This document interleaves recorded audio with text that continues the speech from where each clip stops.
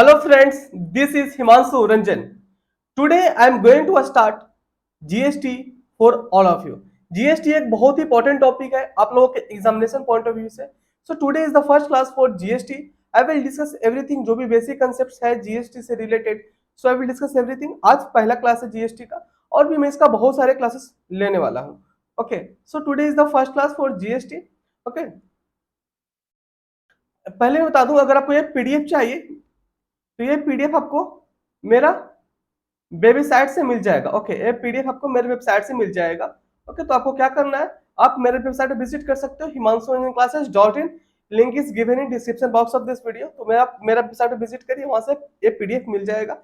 ये आपके examination point of view से पीडीएफ बनाया गया है और हम क्लासेस भी उसी तरह से आपका लेने वाले हैं. किस तरह का आपके एग्जामिनेशन में क्वेश्चन आते हैं तो उसी तरह से हम आपको इस वीडियो में डिस्कस भी करेंगे कि आपको क्या पढ़ना चाहिए. ओके, तो जो भी चीज मैं पढ़ाऊंगा यहाँ पे, ठीक है, हर क्लासेस में आज मैं जो भी पढ़ाऊंगा उसमें हम हर एक चीज बताऊंगा कि यहाँ से आपको क्वेश्चन आता है, यहाँ से क्वेश्चन आता है. So everything I will going to tell you. Okay, तो वीडियो को पूरा जरूर देखना. और एमसीक्यू प्रैक्टिस करने के लिए तो एमसीक्यू तो अवेलेबल ही है. ओके, और बता दूं कि जो भी लोग परचेस करना चाहते हैं कोर्सेस तो वो विजिट कर सकते हैं himanshuranjanclasses.in वेबसाइट पे. वहां पे कोर्सेस अवेलेबल है. If you wanted to purchase the MCQ that is available at only ₹500. Okay, and if you wanted to purchase the full course that is available at only ₹999. Okay,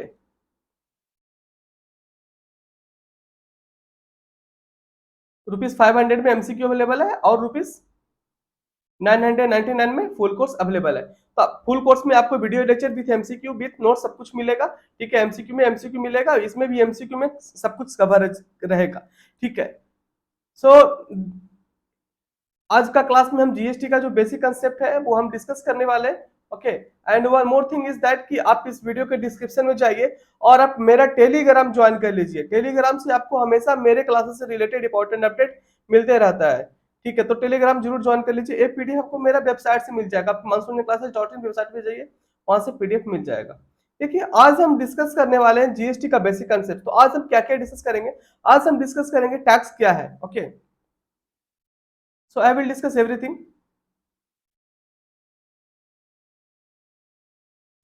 I will discuss everything in today's class. Tax क्या होता है, tax है क्या, GST, what is GST, GST in India, concept of GST, constitutional provisions, जो जैसे कि इसमें constitutional provision हम डिस्कस करने वाले हैं.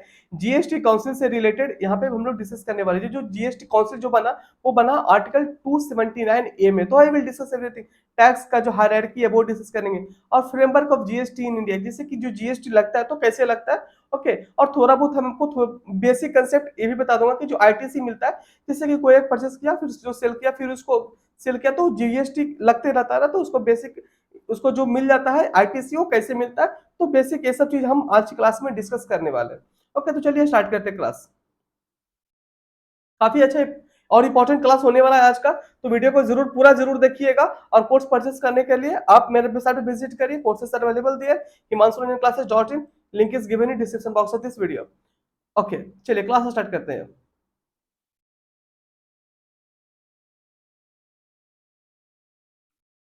व्हाट इज टैक्स, पहले आपको ये पता होना चाहिए टैक्स होता क्या है. जैसे हम आज जीएसटी पढ़ने वाले हैं तो जीएसटी भी एक टैक्स है. ठीक है, तो पहले हमें जानते हैं टैक्स होता क्या है. ठीक है, सिंपल वर्ड्स में अगर देखा जाए तो टैक्स को क्या बोलते हैं in simple words. Tax is nothing but money, money that people have to pay to the government. Tax ऐसा कुछ भी नहीं है. पर टैक्स क्या होता है, जो आप अर्न करते हो, ठीक है, जो आप अर्न कर रहे हो ना, जो आप अर्न कर रहे हो तो उससे कुछ पैसा आप गवर्नमेंट को दे रहे हो. तो गवर्नमेंट उसी पैसा से आप लोगों के लिए जो भी सोशल सर्विसेज, पब्लिक सर्विसेज जो प्रोवाइड करते हैं, जैसे कि रोड वगैरह कहीं भी बनाते हैं, तो वो आप ही का पैसा से गवर्नमेंट, टैक्स का पैसा से ही गवर्नमेंट ये सब पब्लिक सर्विसेज करते हैं. ओके, तो in simple words tax is nothing but money that people have to pay to the government. Okay, which is used to provide public services. जो आप पैसा दे रहे हो गवर्नमेंट को एज ए टैक्स के रूप में, तो वही पैसा से गवर्नमेंट आप लोगों के लिए पब्लिक सर्विसेज प्रोवाइड करता है. जैसे कि गवर्नमेंट को आप देखते होंगे कि जो भी रोड वगैरह होता है वो गवर्नमेंट बनाते हैं, तो जो भी पब्लिक सर्विसेज जो भी होता है वो गवर्नमेंट करवाते हैं, तो उसी पैसा से करवाते हैं. ठीक है, तो सिंपली बट्स आपको टैक्स का मतलब समझ आ गया कि टैक्स होता क्या है और टैक्स गवर्नमेंट क्यों लेता है. ओके, तो आपको समझ में आ गया. और आगे देखते हैं हम लोग टॉपिक पे आते हैं. जो कि मेन डिफरेंस है क्या है डायरेक्ट टैक्स और इनडायरेक्ट टैक्स में डायरेक्ट टैक्स क्या होता है और इनडायरेक्ट टैक्स क्या होता है?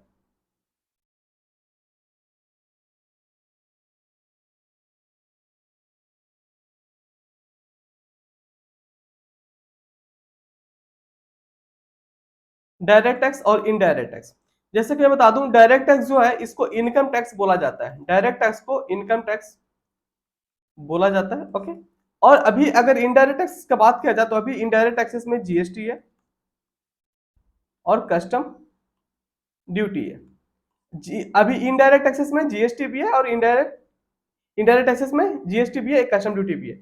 ओके, तो हम लोग ये जानते हैं पहले कि डायरेक्ट टैक्सेस क्या होता है और इनडायरेक्ट टैक्सेस क्या होता है, डायरेक्ट टैक्सेस क्या होता है और इनडायरेक्ट टैक्सेस क्या होता है, ये आपको पता होना चाहिए।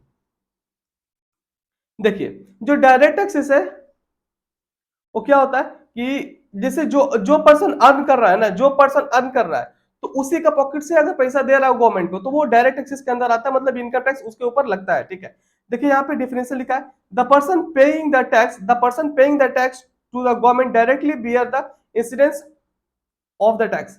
देखिए, जो क्या लिखा है, the person paying the tax to the government directly bear the incidence of tax. जो पर्सन टैक्स पेमेंट कर रहा है, ठीक है, जो पर्सन टैक्स पेमेंट कर रहा है गवर्नमेंट को, वो डायरेक्टली उसको उसी को बियर करना पड़ रहा है इंसिडेंस ऑफ टैक्स। ठीक है, डायरेक्टली उसी को बियर करना पड़ रहा है। जैसे जो पर्सन अर्न किया, ठीक है, तो वो जितना अर्न किया तो उसी के हिसाब से वो गवर्नमेंट को पेमेंट करता है एज ए टैक्स।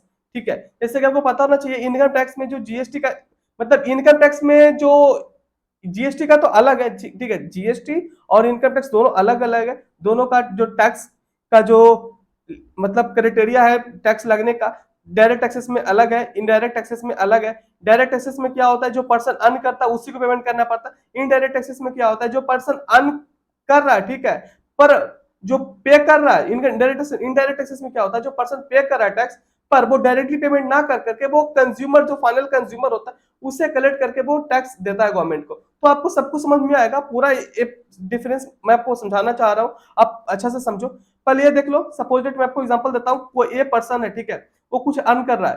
तो जैसे कि बता दूं, जैसे कि अभी इंडिया में क्या है, इनकम टैक्स का स्लैब 2.5 लाख तक कुछ भी टैक्स देने का दरकार नहीं है, मतलब कि एग्जेम्प्टेड में आता है। ठीक है, तो 2.5 से 5 लाख में 5% और 5 लाख से ऊपर जो होता है तो 20% टैक्सेस लगता है। ठीक है, तो उसमें क्या होता है कि जो पर्सन अर्निंग कर रहा है, इसका अच्छा खासा अर्निंग है, तो उसके हिसाब से उसको पेमेंट करना पड़ता है गवर्नमेंट का।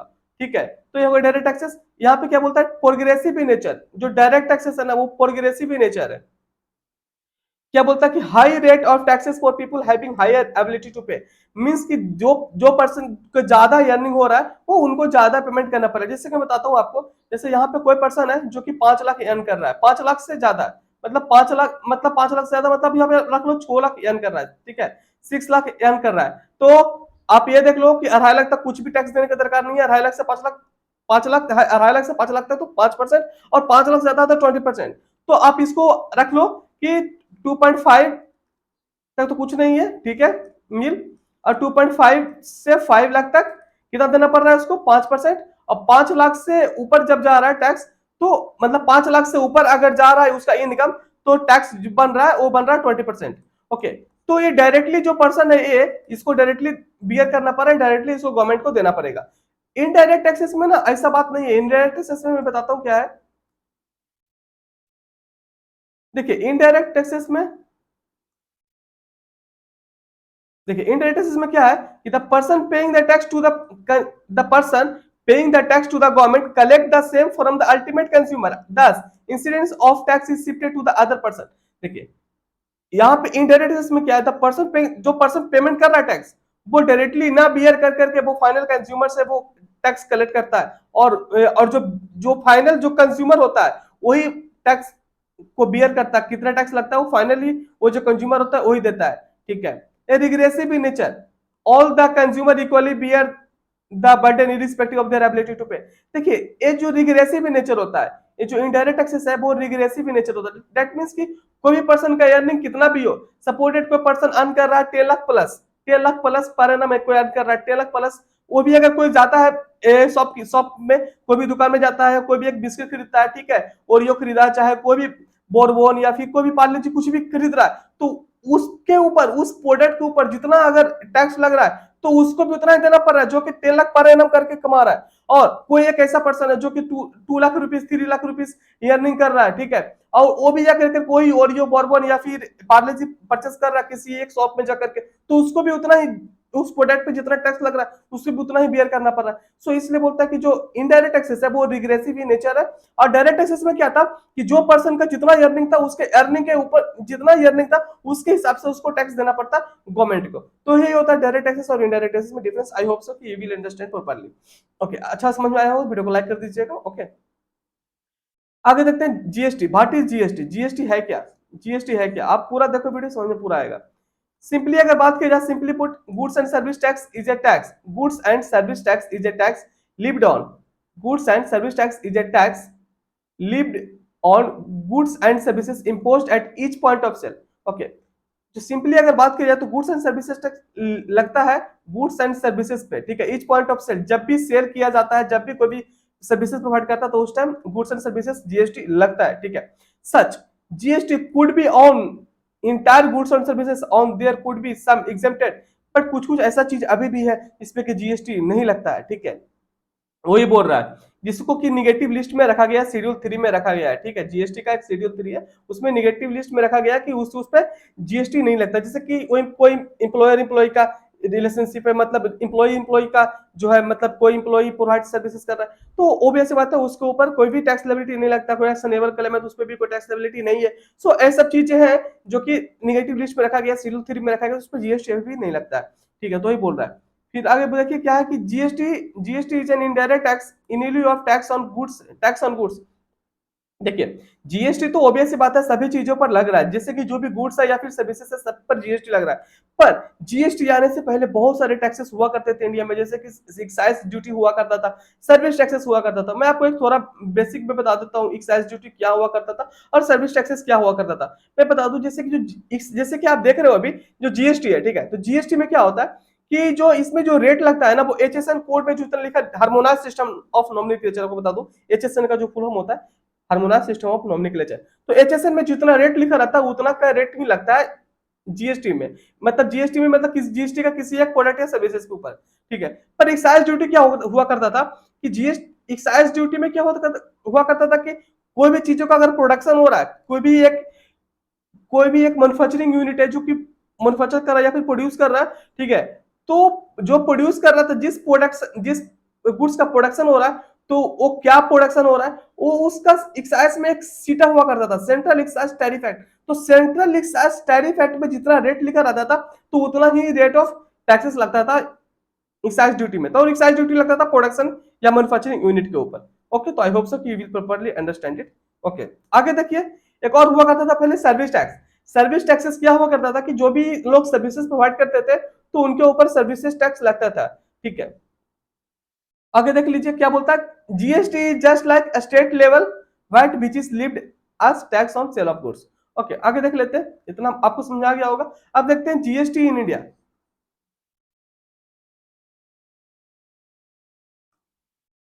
जीएसटी एक कंप्रहेंसिव इनडायरेक्ट टैक्सेस है जो कि मैन्युफैक्चरिंग, कोई भी मैन्युफैक्चर कर रहा है, सेल कर रहा है या फिर कंजम्पशन कर रहा है कोई भी गुड्स एंड सर्विसेज का थ्रू आउट इंडिया पे, उसके ऊपर जीएसटी लगने वाला है, ठीक है। कोई भी गुड्स या फिर सर्विसेज कुछ भी प्रोवाइड करता है, services rendering of service provide करता है या फिर गुड्स को सेल करता है, कुछ भी करता है तो उसके ऊपर जीएसटी लगता है अभी, ठीक है। तो उसके बाद क्या बोलता है कि GST to replace taxes levied by the central. और जीएसटी आने के बाद क्या हुआ कि बहुत सारे जो टैक्सेस था जैसे कि सेंट्रल एक्साइज था, मतलब जो एक्साइज ड्यूटी था वो रिप्लेस हुआ, उसके बाद सर्विस टैक्स था, वैट था, सीएसटी था। सो बहुत सारे टैक्सेस पहले हुआ करते थे, तो जीएसटी आने के बाद ऐसा टैक्सेस नहीं रहे, ठीक है। अभी भी कुछ ऐसा चीजें हैं जिसपे एक्साइज लगता है पर मोस्ट ऑफ द केसेस में जीएसटी ही लग रहा है हर जगह, ठीक है।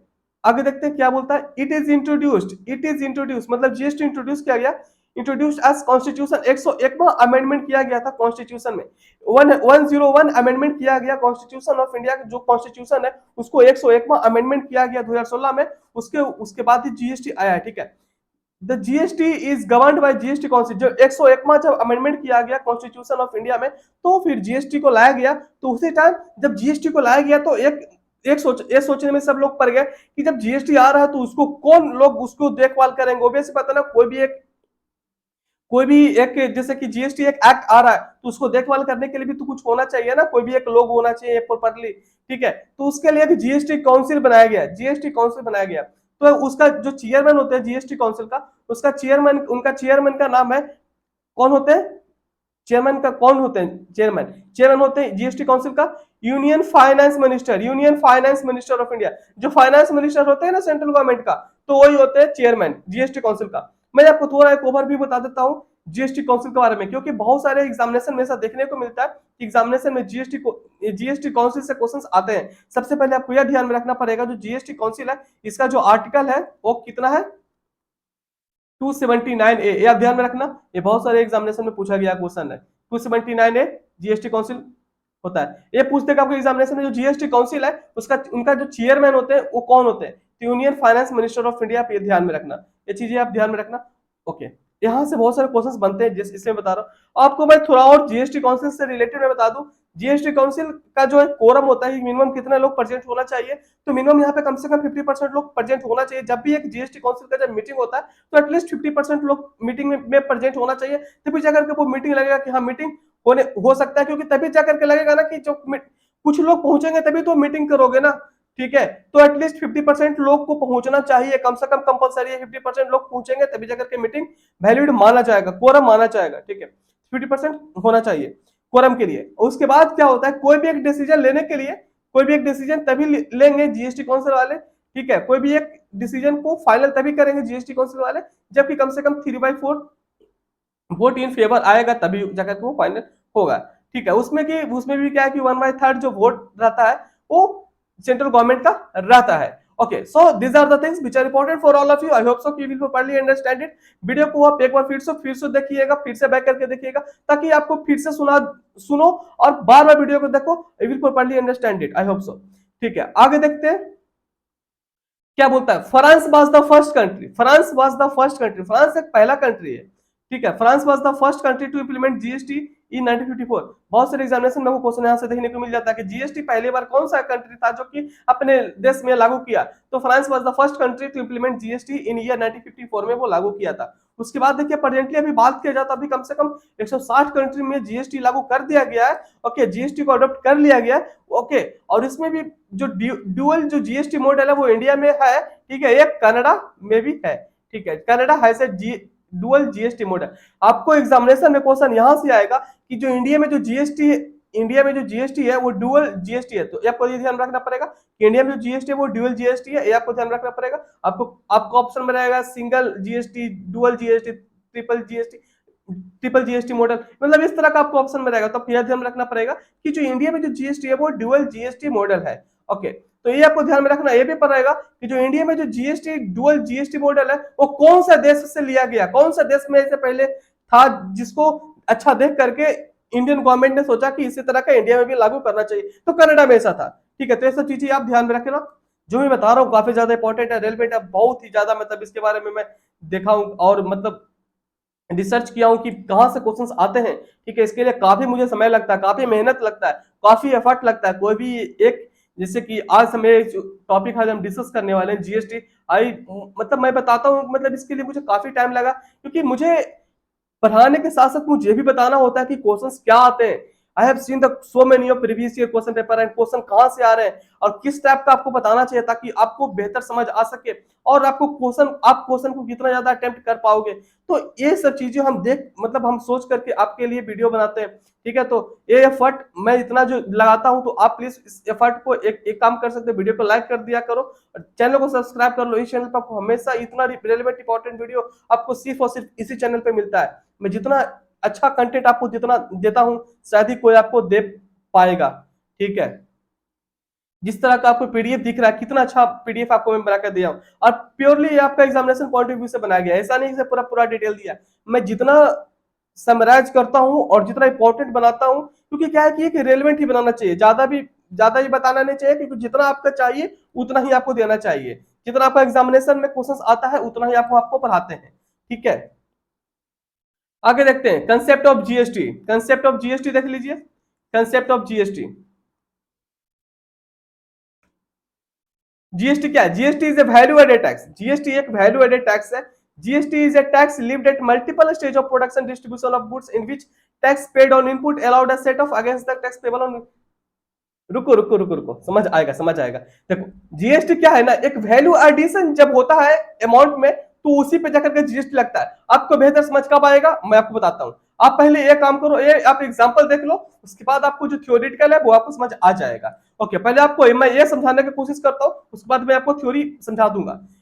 जैसे देखो कोई भी एक मैन्युफैक्चरर है, मैन्युफैक्चरर परचेस कर रहा है रॉ मटेरियल, ऑब्वियस बात है ना, कोई मैन्युफैक्चर करेगा तो वो रॉ मटेरियल परचेस करेगा, ठीक है। तो रॉ मटेरियल परचेस किया, ठीक है। तो उस टाइम जब वो रॉ मटेरियल परचेस किया था तो उस टाइम वो जीएसटी पेमेंट किया था 80 रुपया। ये आप ध्यान में रखो, जिस टाइम वो मैन्युफैक्चरर ने रॉ मटेरियल परचेस किया था उस टाइम वो जीएसटी पेमेंट किया था 80 रुपया, ठीक है। और उस टाइम जो जीएसटी का जो रेट था वो था 12%। ये ध्यान रखो, मैन्युफैक्चरर जब परचेस किया रॉ मटेरियल तो उस टाइम पेमेंट किया जीएसटी 80 रुपया, रेट था जीएसटी का 12%। ध्यान रख लेना, ठीक है। आप देखो आगे, देखो मैन्युफैक्चरर फिर क्या किया, जब बना दिया गुड्स, ठीक है, तो वैसे पता ना सेल करेगा। जब वो सेल किया तो उसको 1000 रुपया में सेल कर रहा था, ठीक है, 1000 रुपया में सेल किया। उसके ऊपर वो 12% जीएसटी है, जैसे कि आप देख सकते हो यहाँ पे जो जीएसटी का जो रेट है वो 12% जीएसटी का रेट है। तो 12% का जब जीएसटी रेट लगाया तो यहाँ पे जो टोटल इसका इनवॉइस प्राइस जो बना, टैक्स टैक्स इनवॉइस जो बना है इसका, ठीक है, टोटल प्राइस जो इसको बना वो बना 11 मतलब सॉरी मतलब 1120, ठीक है, 1120 बना, ठीक है, 1120 बना इसका टोटल इनवॉइस प्राइस। उसके बाद आप देख सकते हो जो इसका जो टैक्स पेबल है, टैक्स पेबल इसका कितना होगा। पहले से ये 80 रुपया दे चुका था, पहले से ये 80 रुपया दे चुका था। यही चीज तो है जो कि जीएसटी को काफी अच्छा बनाता है, क्योंकि यहाँ पे क्या हो रहा है कि जो पहले टैक्स लग चुका है जहां पे उसके ऊपर फिर से टैक्स नहीं लगता है, जो सिर्फ वैल्यू एडिशन होता है उसी पे टैक्स लगता है। तो आपको समझ आ रहा है ना, वैल्यू एडिशन मतलब जी जो एक्स्ट्रा अमाउंट आ रहा है ना सिर्फ उसी पे टैक्स लग रहा है। ये चीज आप ध्यान में रखो। देखो यहाँ पे क्या हो रहा है कि जो एक्स्ट्रा अमाउंट कितना आ रहा है, देखो पहले 80 रुपया दे चुका था टैक्स, ठीक है। तो यहाँ पे देख लो ये एक्स्ट्रा कितना जीएसटी दे रहा है, मतलब टोटल यहाँ पे कितना जीएसटी दे रहा है, 120 रुपया दे रहा है, ठीक है। तो पहले से कितना दे चुका था, पहले से 80 रुपया ही दे चुका था, ठीक है, पहले से 80 रुपया दे चुका था। तो टैक्स पेबल कितना आएगा इसको, देखो 120 रुपया अभी टैक्स इसके ऊपर आ रहा है, और 80 रुपया ये पहले से दे चुका है, 80 रुपया पहले से दे चुका है। तो नेट टैक्स कितना आएगा इसके ऊपर, नेट टैक्स लायबिलिटी कितना आएगा, कितना इसको देना है, कितना इसके ऊपर लायबिलिटी आ रहा है टैक्स देने का, 40 रुपया, 40 रुपया आ रहा है ना। हाँ, तो ये हो गया आपको, यही हो रहा है। जो एक्स्ट्रा जो वैल्यू एडिशन आएगा उससे ऊपर टैक्स देना पड़ता है, और इसी को बोलते हैं ITC. ITC means input tax credit, ITC means input tax credit. Okay, तो मैन्युफैक्चरर का समझ आ गया। देखिए कोई भी चीज जब प्रोडक्शन होता है, मैन्युफैक्चर होता है, तो उसके बाद होलसेलर के पास जाता है, होलसेलर के पास रिटेलर के पास जाता है, रिटेलर के पास उसके बाद जो फाइनल कंज्यूमर होता है उसके पास जाता है। पर जीएसटी में क्या होता है कि जो भी जो जीएसटी का जो मतलब जितना भी जो रेट लगता है और जितना भी जो उस पर टैक्स लगता है, जो फाइनल जो टैक्स अमाउंट जो कलेक्ट किया जाता है जीएसटी में वो फाइनल कंज्यूमर से कलेक्ट किया जाता है। आपको मैं पूरा ही बताता हूं, आपको प्रॉपर्ली बेहतर समझ आ जाएगा। देखो मैन्युफैक्चरर जब सेल कर रहा है तो होलसेलर खरीदेगा, होलसेलर 1000 में परचेस किया, ठीक है, 1000 में परचेस किया था, ठीक है। उसके बाद प्रॉफिट रखा 500, उसके बाद सेल प्राइस किया, इसको बेचा 1500 में, जस्ट एक एग्जांपल में ले रहा हूं, ठीक है। उसके ऊपर फिर ये 12% जीएसटी चार्ज कर रहा है, ठीक है, तो 1680 रुपया आ रहा है, ठीक है। फिर इसको 1680 रुपया ये जीएसटी का रूप में 180 रुपया ये दे रहा है, ठीक है, मतलब ये कलेक्ट कर रहा है, ठीक है, जब वो बेच रहा था उस टाइम। तो उसके बाद देखो आप टैक्स पेबल, इसको ऊपर टैक्स लायबिलिटी कितना आएगा, ये देखो 180 रुपया ये कलेक्ट किया जब जिस टाइम वो बेचा था, ठीक है, और 120 रुपया ये पहले से दे चुका है, ठीक है, 120 रुपया ये पहले से दे चुका है। तो बचा कितना, 60 रुपया। तो टैक्स लायबिलिटी ये 60 रुपया आ रहा है। इसी तरह से फिर देखो रिटेलर 1500 में खरीदा, 500 रुपये प्रॉफिट रख करके 2000 में बेचा, 240 रुपया ये जीएसटी लगाया अपने प्रोडक्ट के ऊपर, और 2240 में सेल किया। टैक्स पेबल कितना आएगा, ये कितना रिटेलर को टैक्स देना पड़ेगा, देखो 240 रुपया ये टैक्स कलेक्ट किया, 240 रुपया ये पहले से 180 रुपया दे चुका था, 60 रुपया बचा नेट टैक्स लायबिलिटी, तो इसको इतना लायबिलिटी आएगा 60 रुपया देने का। जो फाइनल जो कंज्यूमर है इसी को तो पूरा बियर करना पड़ता है। 2000 रुपये में परचेस किया, 240 रुपया इसको देना पड़ा जीएसटी, और 2240 इज द फाइनल जो प्राइस रहा है उसका, ठीक है। तो आई होप सो कि आपको बेहतर समझ आया होगा। तो आप यहाँ पे देखो जो डेफिनेशन है यहाँ पे जो है जीएसटी के बारे में जो लिखा है आपको प्रॉपर्ली बेहतर समझ आएगा। यहाँ पे क्या लिखा है, GST is a tax levied at multiple stage. जैसा कि आप देखें क्योंकि जीएसटी जो टैक्स है वो मल्टीपल स्टेजेस में लग रहा था, मैन्युफैक्चरर के बाद होलसेलर, होलसेलर के पास रिटेलर, रिटेलर के पास फाइनल कंज्यूमर जो परचेस कर रहा था, तो वहां तक जीएसटी लग रहा था। GST is a tax levied at multiple stages of production and distribution of goods and services in which tax paid on input, जो टैक्स लग रहा था इनपुट में, ठीक है, जो इनपुट में जो परचेस कर रहे थे उस टाइम जो टैक्स लग रहा था इनपुट में, ठीक है, और अलाउड है सेट ऑफ, उसको अलाउड कर रहे थे, उसको सेट ऑफ कर रहे थे ना। जैसे कि जो मैन्युफैक्चरर परचेस किया था पहले बार रॉ मटेरियल, तो वो जो जितना भी परचेस किया था उसके ऊपर जो जीएसटी लगा था, जब वो सेल कर रहा था मैन्युफैक्चरर होलसेलर को, तो उसका सेट ऑफ कर रहा था ना। आपको समझ में आ रहा होगा, अब वो देख लो ना वो पिक्चर, वो आपको समझ आ जाएगा, ठीक है, सेट ऑफ करता है, ठीक है, on output. In short we can say GST is charge on value addition, ठीक है। तो आई होप सो कि आपको बेहतर समझ आया होगा। समझ में आया हो तो वीडियो को लाइक कर दीजिएगा, चैनल को सब्सक्राइब कर लीजिए, और कोर्स परचेस करना है तो Himanshu classes dot in website पे विजिट करिए, courses available there, okay, and start preparing for your examinations. आगे देख लेते हैं चेन ऑफ टैक्स क्रेडिट। जैसा कि आपको पता है यहाँ पे टैक्स, यहाँ पे जो टैक्स क्रेडिट मतलब जो इनपुट टैक्स क्रेडिट है वो हमेशा मिलते रहता है हर एक चेन में, ठीक है, मतलब मैन्युफैक्चरर से होलसेलर, होलसेलर से रिटेलर, फिर कंज्यूमर। यहाँ पे देखो जीएसटी ऑफर कर रहा है comprehensive and continuous chain of tax credit from producers point and service up to the retailer seller, retailer level या कंज्यूमर। आपको समझ में आ गया होगा। देखिए मैं आपको पहले एग्जांपल बता दिया था, वो कितना इजीली समझ में आ गया, कितना इजी समझ में आ गया। इसलिए मैं ट्राई करता हूँ इतना इजी से समझा सकूं आपको कि आपको बेहतर भी समझ में आ जाएगा, और आपको ये थोड़ा सा पिक्चर फॉर्मेट में थोड़ा और भी दिया हुआ है तो और भी आपको बेहतर समझ आ गया होगा, ठीक है। आगे देखो, जो बर्डन है जीएसटी में फाइनल कंज्यूमर को ऊपर आता है, burden on final consumer. The final burden of GST is borne by the consumer and is charge by the last supply with set off benefit of previous days, okay. No cascading effect of taxes, no cascading effect of taxes. देख लीजिए क्या बोलता है, the past tax structure in India has number of indirect tax collected both by central government and state government. Due to such multiple taxes had been cascading effect of tax on tax and double taxation, GST this assumes all these indirect taxes and this facilitates seamlessly flow of credit, resolving the problem of double taxation cascading effect of taxes। मैं आपको बताता हूँ क्या बोलता है, ये पूरा क्या बोल रहा है। कैस्केडिंग इफेक्ट ऑफ टैक्सेशन हुआ करता था, जो भी पहले जो टैक्सेस था, इनडायरेक्ट टैक्सेस पहले जो था, एक्साइज ड्यूटी था, वैट था, सर्विसेज टैक्स था, तो इसमें कैस्केडिंग इफेक्ट ऑफ टैक्सेशन हुआ करता था। मैं बताता हूं कैसे हुआ करता था। आप लोग तो रेस्टोरेंट में जाते हो ना, तो रेस्टोरेंट में जब जाते थे पहले जीएसटी आने के पहले, तो उसमें क्या होता था कि जब आप रेस्टोरेंट में खाने जाते थे तो आपको पता होगा कि जब आप खाने जा रहे थे, जीएसटी मतलब जीएसटी आने के पहले का मैं बता रहा हूँ, ठीक है। तो उस टाइम क्या हो रहा था, जब आपको जो बिल उन लोग जो दे रहा था, उस बिल में आप कभी आप देखे होंगे तो, पता नहीं देखे कि नहीं देखे, आपको पता होगा या नहीं होगा, बुक वो तो पुराने बातें हैं, ठीक है। 2016 के पहले अगर आप कभी रेस्टोरेंट में गए होंगे तो उसी टाइम का बात मैं बता रहा हूँ। उस टाइम क्या हुआ करता था, कुछ भी अगर आप परचेस कर रहे थे रेस्टोरेंट में खाने के लिए, तो उसमें क्या हो रहा था कि उसमें देखो वो सर्विसेज, जब आप जो भी वहां पे आपको जब आप खा रहे हो तो आपको कुछ ना कुछ वहां पे लोग आके सर्विस आपको दे रहे हैं, ठीक है, तो ऊपर सर्विस टैक्स भी लग रहा था। और जो भी आप खा रहे हो, पिज्जा बर्गर जो भी आप खा रहे हो, तो उसके ऊपर जो पिज्जा बर्गर बना रहा है ना, जो पिज्जा बर्गर जो है वो एक रॉ मटेरियल से बनाया गया, ठीक है, वो भी एक गुड्स है, तो उसके ऊपर जो विथ इन स्टेट से वो बनाया गया, तो उस पर वैट भी चार्ज किया जा रहा था, और उसके ऊपर सर्विस टैक्सेस भी चार्ज किया जा रहा था। तो ये सब डबल टैक्सेशन हुआ कर रहा था। तो इसी को बोलते हैं कैस्केडिंग इफेक्ट ऑफ टैक्सेशन को हटाया। कौन हटाया? जीएसटी आने के बाद। जीएसटी में क्या हो रहा है कि जीएसटी बस एक टैक्स है, जीएसटी जीएसटी जीएसटी जीएसटी बस एक टैक्स है, ठीक है। पहले बहुत सारे टैक्सेस हुआ करता था। इसमें क्या आता था कि पहले आईटीसी नहीं मिल पाता था, पर जीएसटी में क्या हो रहा है ना, एक लोग दूसरे लोग को बेच रहा है, फिर आगे वाला बेच रहा है, तो यहाँ पे आईटीसी मिलते जा रहा है, जैसा कि आप देख चुके हो, ठीक है। तो ये सब बोलते हैं कि no cascading effect of taxes है जीएसटी में। आई होप सो कि आपको समझ आ गया होगा। आगे देखो आप क्या बोलता है, जीएसटी एक cure for ills of existing indirect taxes regime, okay okay.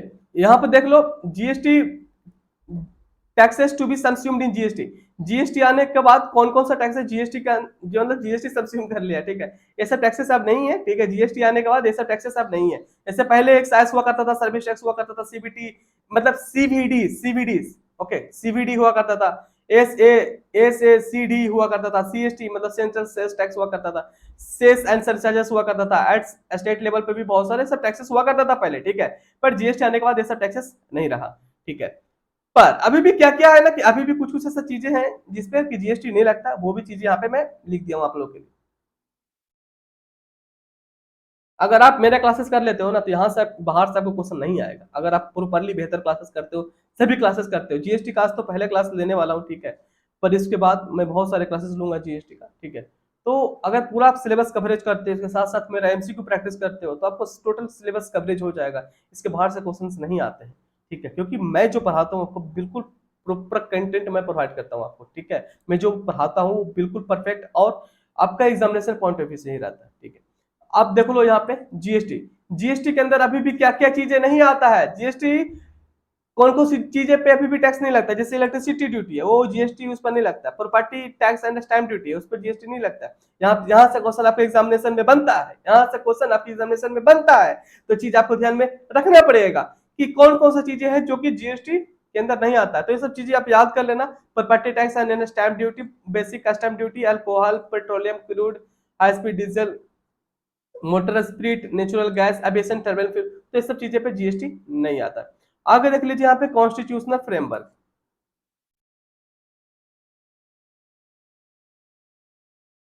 Constitutional framework देख लीजिए क्या बोलता है, article 265, tax not to be imposed, taxes not to be imposed से by authority of law. Okay, ये बस आपको याद रख लेना है आर्टिकल, अगर कभी कभी एमसीक्यू में देखने को मिल जाता है। Article 245, extent of law made by the parliament, कुछ भी एक लॉ है जो कि पार्लियामेंट मतलब सेंट्रल गवर्नमेंट बना रहा है, and by the state legislature of state भी बना रहा है, ठीक है, दोनों मिलकर बना रहा है। 246 क्या बोल रहा है, article 246, subject matter of law made by the, कोई भी सब्जेक्ट मैटर ऑफ लॉ बना रहा है पार्लियामेंट और लेजिस्लेचर ऑफ स्टेट। बस ये आर्टिकल और नाम याद कर लेना, ठीक है। एक और आर्टिकल आप यहाँ पे याद कर लेना, वहां पे मैं बता भी दिया था, आर्टिकल 279A, ठीक है, जो कि जीएसटी काउंसिल के बारे में बताता है। ओके, तो ये सब चीजें ध्यान में रखना। आगे देखते हैं यहाँ पे हम लोग आर्टिकल 256 शेड्यूल 7। ओके, शेड्यूल 7 जैसे कि आपको पता होना चाहिए, ये बताता है लिस्ट 1 बताता है यूनियन लिस्ट के बारे में, लिस्ट 2 जो बताता है वो बताता है स्टेट लिस्ट के बारे में, लिस्ट 3 जो बताता है कंकरेंट लिस्ट के बारे में। जो लिस्ट 1 है यूनियन लिस्ट, वो बताता है कि this list enumerate the matter in respect of which the parliament has exclusive right, parliament के पास एक्सक्लूसिव राइट है टू मेक लॉ, मतलब सेंट्रल गवर्नमेंट के पास एक्सक्लूसिव राइट है, central government, okay, central government के पास एक्सक्लूसिव राइट है ये सब चीजों के ऊपर लॉ बनाने का। This enumerate the matter in respect of which parliament has exclusive right to make law, किसके ऊपर सेंट्रल गवर्नमेंट का राइट है, इनकम टैक्स, जो कि इनकम टैक्स को एंट्री नंबर 82 में रखा गया है, ठीक है, ये चीज याद रखना, entry number 82, custom duty 83, duty of excise, तो ये सब चीजें हैं, ठीक है। इसके ऊपर इनकम टैक्स, इनकम टैक्स हो गया, चाहे कस्टम ड्यूटी, ये सब चीजें हैं जो कि लिस्ट 1 में आता है, न्यू लिस्ट, मतलब ये सब का जो पूरा मालिक है, मतलब बोल सकते हो इसके ऊपर जो लॉ बनाता है वो कौन बनाता है, सेंट्रल गवर्नमेंट। जो लिस्ट 2 है state list, this list enumerate the matter in respect of which the legislature of any state has exclusive right to make law, इसका एक्सक्लूसिव राइट जो है वो स्टेट के पास होता है, ठीक है, लॉ बनाने का, जैसे कि एग्रीकल्चर इनकम टैक्स, ठीक है, एग्रीकल्चर इनकम टैक्स है, स्टेट एक्साइज, सो ये सब चीजें हैं, आप ध्यान रखना, ठीक है। और ये जो कंकरेंट लिस्ट है इसके इसमें जो भी चीजें आता है पावर इसमें दोनों के पास है, बोथ सेंट्रल गवर्नमेंट और स्टेट दोनों के पास है, ठीक है, सेंट्रल गवर्नमेंट और स्टेट दोनों के पास है। जैसे कि जो फॉरेस्ट है या फिर एजुकेशन से रिलेटेड है, कुछ भी लॉ बनाना, तो सेंट्रल गवर्नमेंट और स्टेट गवर्नमेंट दोनों मिलकर बना सकते हैं, ठीक है। यहाँ पे आप देख सकते हो टैक्स का हायरार्की, जो टैक्स जो हायरार्की होता है वो कैसे होता है, क्या होता है, ठीक है। जैसे कि आपको पता है कि जो जीएसटी आया, तब जीएसटी आया तो 101वां अमेंडमेंट किया गया था कॉन्स्टिट्यूशन में, ठीक है। तो कैसे किया जाता है बताता हूँ, देखिए पहले क्या होता है कि सर्कुलर और इंस्ट्रक्शन होता है, सर्कुलर निकाला जाता है, फिर उसका नोटिफिकेशन निकाला जाता है, उसके बाद फिर रेगुलेशन बनाया जाता है, फिर रूल्स एंड रेगुलेशन बनाया जाता है, उसके बाद एक्ट बनाया जाता है, ठीक है, उसके बाद फिर कॉन्स्टिट्यूशन ऑफ इंडिया में लिख दिया जाता है। तो टैक्स हायरार्की है, जनरल चीजें हैं, आपको ध्यान में रखना पड़ेगा, ठीक है। Framework of GST in India, GST में जीएसटी का फ्रेमवर्क क्या है इंडिया में, जीएसटी का आपको पता होना चाहिए, इंडिया में जीएसटी है वो डुअल जीएसटी मॉडल है इंडिया में, okay. A dual GST will keep with the constitutional requirement of physical federalism, GST in India will be dual GST model, ठीक है, डुअल जीएसटी मॉडल इंडिया में, ठीक है। State and central government will both levy GST, जैसे कि आपको पता होना चाहिए कि इंट्रा स्टेट अगर आप करते हो कुछ भी सेल या फिर सप्लाई, कुछ भी सेल मतलब सप्लाई ही होता है, ठीक है, सप्लाई एक टर्मिनोलॉजी है जो कि सेल करते हो या कुछ भी करते हो उसको सप्लाई बोला जाता है जीएसटी में, ठीक है। तो टर्म अगर आप इंटरस्टेट कर रहे हो तो SGST या फिर UTGST लग रहा है, फिर आपको CGST लगता है, ठीक है। However chargeability definition of taxable event and taxable person measure while including valuation provisions basic classification, ये आप देख लो, यहाँ से आपको समझ आ जाएगा। जो सेक्शन 7 है ना IGST एक्ट 2017 का, वो IGST के बारे में बताता है। IGST मीन्स कि क्या हो रहा है कि आप एक स्टेट से दूसरे स्टेट में कुछ भी सप्लाई कर रहे हो, जैसे कि कोई भी लोग पटना का है, ठीक है, पटना का है, वो बेच रहा है कोलकाता में जाकर के, ठीक है। तो क्या हो रहा है, यहाँ पे टू स्टेट आ रहे हैं, ठीक है, टू स्टेट आ रहे हैं, तो यहाँ पे IGST लगेगा, ठीक है। यहाँ पे सेक्शन 8 है IGST act 2017 intra state. Intra state कोई भी लोग पटना का है, ठीक है, ठीक है। यहाँ पे यहाँ पे ये पटना ही सिटी में ही दो सिटी में, जैसे कि एक मुजफ्फरपुर है,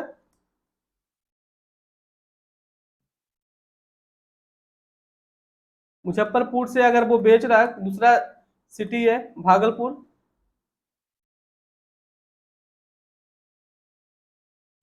तो विथ इन स्टेट वो बेच रहा है, तो यहाँ पे क्या हो रहा है कि यहाँ पे CGST भी लगेगा और SGST भी लगेगा।